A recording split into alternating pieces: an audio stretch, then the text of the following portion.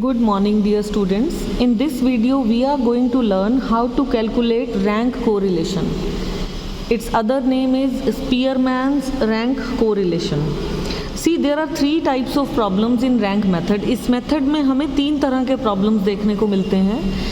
Number one is जब ranks हमें given हो, नंबर टू जब रैंक्स हमें गिवन ना हो, और नंबर थ्री जब रैंक्स इक्वल हो या फिर रिपीट हो रही हो. तो अभी पहला टॉपिक देखते हैं, व्हेन रैंक्स आर गिवन. जब हमें रैंक्स गिवन हो तब हमें कैसे क्वेश्चन को सॉल्व करना है. आपको इसके स्टेप्स देखिए क्या फॉलो करने हैं. सबसे पहले तो क्योंकि हमें रैंक्स ऑलरेडी गिवन है क्वेश्चन में, तो हम उन रैंक्स को फर्स्ट वेरिएबल को नाम दे देंगे R1 का और सेकंड वेरिएबल को नाम दे देंगे R2 का. And then take the difference of two ranks R1 minus R2 निकालेंगे और उसको हम डिनोट कर देंगे D से. And then find out D का स्क्वायर और उसका हम टोटल करके ये वाला फॉर्मूला अप्लाई करेंगे. Then we will find rank correlation 1 minus 6 sigma D square upon n cube minus n. Let us see an example. इससे रिलेटेड एक एग्जाम्पल देखते हैं कि कैसे सॉल्व होगा. See in this question ranks are already given. हमें कैसे पता चलेगा गिवन है? क्योंकि क्वेश्चन में कहीं ना कहीं मेंशन होगा that in a singing competition 2 जजेस रैंक द 7 कंटेस्टेंट्स. इसका मतलब हमें रैंक्स गिवन है. 2 जजेस ने अलग अलग रैंक दिया है. तो एज पर दो स्टेप्स जो अभी हमने पढ़े, जज 1 के डेटा को हम क्या मेंशन कर देंगे? R1. ये रैंक्स 1 है. और सेकंड डेटा को हम डिनोट कर देंगे R2 से. And simply we can take difference of these two ranks R1 minus R2. ये नंबर्स हमारे पास आ गए. इसको हम D से डिनोट करते हैं difference. And find out the square of its D. उसके बाद इसका टोटल करेंगे and apply the formula of rank correlation that is 1 minus 6 sigma D square upon n cube minus n. ये वैल्यूज़ यहाँ पे सब्सटीट्यूट करके simply we can find rank correlation. ये कब हुआ? जब हमें रैंक्स गिवन थे. इसी तरह से अगर हमें किसी क्वेश्चन में 2 से ज़्यादा रैंक्स दिए हों, 2 से ज़्यादा डाटा दिया हो, तब क्या करेंगे? अब यहाँ पे भी देखो, यहाँ पे क्वेश्चन में मेंशन है कि सिंगिंग कंपटीशन में 3 जजेस हैं और उन्होंने रैंक्स दिए हैं. तो ऐसे केस में हम क्या करेंगे? इसको R1 लिखेंगे, इसको R2 और इसको R3. अब ये क्वेश्चन भी 3 बार सॉल्व होगा. आपको 3 बार पेयर बनाने पड़ेंगे. एक बार आप फर्स्ट और सेकंड जज को लेके क्वेश्चन करेंगे, यानी R1 माइनस R2 करके D निकालेंगे. एक बार आप सेकंड और थर्ड जज को लेंगे, यानी R2 माइनस R3 निकालेंगे. और एक बार आपको फर्स्ट और थर्ड यानी R1 और R3 को लेना होगा. क्वेश्चन वैसे ही होगा, बिल्कुल सेम होगा. देखिए कैसे सॉल्व होता है. यहाँ पे हमने क्या ले लिया? फर्स्ट और सेकंड जज मीन्स R1 और R2. इसको यूज़ करके हमने D निकाला, D का स्क्वायर एंड फॉर्मूला. ठीक है. इसी क्वेश्चन का सेकंड पार्ट यहाँ पे हमने लिए हैं. सेकंड जज और थर्ड जज हमने R2 और R3 को लेकर क्वेश्चन सॉल्व किया है, D निकाला है, D का square and use the formula. अब इसी क्वेश्चन का थर्ड पार्ट, अब हमारी रैंक्स बच गई थी फर्स्ट और थर्ड जज की. अब हम ले लेंगे R1 और R3 का डिफरेंस, यहाँ से D स्क्वायर निकालेंगे and we will apply the same formula. तो यहाँ 3 जजेस हों, 4 हों, 5 हों, 2 हों, आप इस तरह से जब रैंक्स गिवन हो, इस तरह से आप रैंक कोरिलेशन फाइंड आउट कर सकते हैं.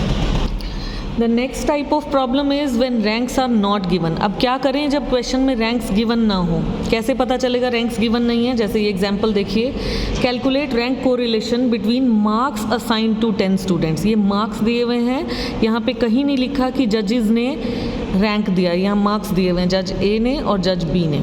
अब ऐसे में हमें क्या करना है? हम इन्हें पहले खुद रैंक्स प्रोवाइड करेंगे. रैंक्स कैसे प्रोवाइड करते हैं? या तो आप इन नंबर्स को असेंडिंग ऑर्डर में ले लें या डिसेंडिंग में ले लें. बस ध्यान क्या रखना है, अगर आप पहले वाले को असेंडिंग कर रहे हैं तो आपको दूसरा भी असेंडिंग करना है. अगर आप पहले वाले को डिसेंडिंग ऑर्डर में कर रहे हैं तो आपको दूसरा भी डिसेंडिंग ऑर्डर में करना है. देखिए कैसे करते हैं. ये हमें क्वेश्चन दिया हुआ था, हमने एज इट इज़ लिख लिया. अब A वाले कॉलम में से हम R1 फाइंड करने वाले हैं. इसका सबसे छोटा नंबर या सबसे बड़ा नंबर ढूंढिए. यहाँ पे डिसेंडिंग ऑर्डर में किया है तो देखो सबसे बड़ा नंबर है 60, तो 60 को हमने दे दिया रैंक 1. 60 से छोटा नंबर क्या है? 53, इसको हमने दिया रैंक 2. उसके बाद नंबर है हमारा 52, वी आर प्रोवाइडिंग रैंक 3. इसी तरह से आप डिसेंडिंग ऑर्डर में चलते जाएं तो नंबर ऑफ़ आइटम्स 10 हैं तो आपके रैंक्स 10 तक चले जाएंगे. ठीक है. अब क्योंकि हमने इसे डिसेंडिंग ऑर्डर में किया है तो हमें दूसरा वेरिएबल भी डिसेंडिंग में ही करना है. तो इसका भी सबसे बड़ा नंबर देखिए 77 है, यहाँ पे रैंक दिया 1. उसके बाद है 68 रैंक 2, उसके बाद 65 रैंक 3, इसी तरह से डिसेंडिंग ऑर्डर में 10 तक रैंक्स यहाँ पे भी चले जाएंगे। आगे क्वेश्चन बिल्कुल सेम है, find out R1 minus R2 यानी डिफरेंस, और फिर डिफरेंस का स्क्वायर, इसका total, and the same formula will be applied for rank correlation. तो you can find out rank correlation when ranks are not given. आप खुद इसको डिसेंडिंग ऑर्डर में रैंक दे रहे हैं, ठीक है। एक एग्जांपल असेंडिंग वाला भी देखते हैं, चलो। सिमिलर क्वेश्चन है बेटा, यहाँ पे भी मार्क्स दिए हुए हैं, रैंक्स नहीं दिए हैं, तो हमने क्वेश्चन एज इट इज़ लिखा। अब इस क्वेश्चन में उसने ये वाला वेरिएबल असेंडिंग ऑर्डर में लिया। 35 सबसे छोटा नंबर है, इसको रैंक 1 दिया, उसके बाद 40 रैंक 2, उसके बाद 45 रैंक 3, देन 50 रैंक 4। असेंडिंग में हमने रैंक्स दे दिए। अब क्योंकि इसको असेंडिंग में दिया है तो इसको भी हम असेंडिंग में ही देंगे। बाकी क्वेश्चन सेम है, R1 minus R2 D and D का square, and formula will be same, and you can calculate rank correlation when ranks are not given. अब तीसरा टाइप का प्रॉब्लम हमारा आता है व्हेन रैंक्स आर रिपीटेड। अगर कोई नंबर रिपीट हो जाए, जैसे इस क्वेश्चन में देखिए x की सीरीज़ में ये 19 नंबर 2 बार आ रहा है, या y की सीरीज़ में 22 2 बार आ रहा है, तो कोई नंबर अगर 2 बार या 3 बार रिपीट हो तब कैसे कोरिलेशन फाइंड करते हैं। तो वहाँ पे एक फॉर्मूले में एक एक्सटेंशन है। फॉर्मूला देखिए, पहले अभी तक आपने किया 1 minus 6 sigma D square upon this, लेकिन अभी आपको 6 को सेपरेट कर देना है। सिग्मा डी स्क्वायर में आपको प्लस करना है 1/12 m क्यूब माइनस m क्या है कि रैंक कितनी बार रिपीट हो रहा है। लाइक 19 2 बार रिपीट हो रहा है तो m का वैल्यू 2 हो जाएगा। ऐसे ही 22 2 बार रिपीट हो रहा है तो इस वाले कॉलम में m का नंबर वैल्यू 2 हो जाएगा, ठीक है। ये m जो है रिपीटिशन ऑफ रैंक्स है। अगर किसी क्वेश्चन में कोई नंबर 3 बार आ रहा है तो m की वैल्यू आप 3 पुट करेंगे। तो ये 1/12 वाला फॉर्मूला उतनी बार एक्सटेंड होगा जितनी बार रैंक का रिपीटिशन होगा। जैसे इस क्वेश्चन में 2 नंबर रिपीट हो रहे हैं तो हम 2 बार ही लगाएंगे ये। अगर किसी क्वेश्चन में 3 बार रिपीटिशन हो तो एक बार और यहाँ पे 1/12 m क्यूब माइनस m हम लगाएंगे। क्वेश्चन देखते हैं कैसे सॉल्व होगा। इसी क्वेश्चन को सॉल्व करके देखते हैं। This was the question, x and y were given. तो यहाँ पे हमने क्वेश्चन लिख लिया है। अब जब हम रैंक देते हैं तो हम असेंडिंग या डिसेंडिंग ऑर्डर में चलते हैं। इस क्वेश्चन में यहाँ असेंडिंग से चले हैं। 12 जो है हमारा फर्स्ट नंबर है, 12 के बाद 16 है सेकंड नंबर, उसके बाद है 19, यानी 19 है हमारा 2 बार। तो हमारी थर्ड रैंक भी यही आ रही है और फोर्थ रैंक भी यही आ रही है। तो हम क्या करेंगे, इस 3 और 4 रैंक का एवरेज निकाल देंगे। 3 + 4/2, 2 बार रिपीट हो रहा है तो 2 से ही डिवाइड करेंगे। This is 7/2, this is 3.5। तो हम क्या करेंगे, 19 नंबर को 3.5 रैंक दे देंगे दोनों जगह पर, और थर्ड और फोर्थ रैंक यहाँ पे फिनिश हो गई। जो अगला नंबर आएगा हमारा 23, उसको हम देंगे रैंक नंबर 5, और उससे अगला नंबर जो होगा उसको हम दे देंगे रैंक नंबर 6, यानी n हमारा 6 था तो ये 6 आइटम्स हमारे यहाँ पे कंप्लीट हो गए। इसी तरह से y में देखिए, सबसे छोटा नंबर 9, उसको फर्स्ट रैंक दिया। देन सेकंड नंबर पे हमारा 14 है, थर्ड नंबर पे हमारा 18 है, फोर्थ पे 20 है, लेकिन 5 और 6 नंबर, जो फिफ्थ और 6 नंबर है वो हमारा 22 है। तो अब हम क्या करेंगे, फिफ्थ और 6 रैंक का एवरेज फाइंड कर लेंगे। 11/2, दिस विल बिकम 5.5। अब 5.5 ही हम इसको रैंक दे देंगे, 5.5।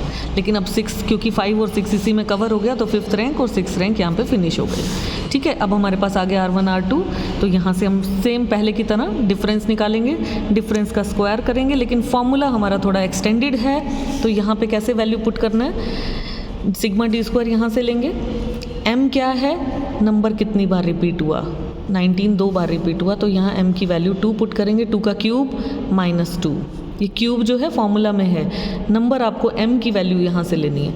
अगला जो m है, यानी अगला नंबर भी बाई चांस की बात है 2 ही बार रिपीट हुआ, तो यहाँ पे भी m की वैल्यू 2 पुट करेंगे और क्वेश्चन में सारी वैल्यूज़ को सब्सटीट्यूट करके यहाँ पे रैंक कोरिलेशन फाइंड करते हैं, ठीक है। ये कौन सा केस था, जब रैंक हमारा रिपीट हुआ।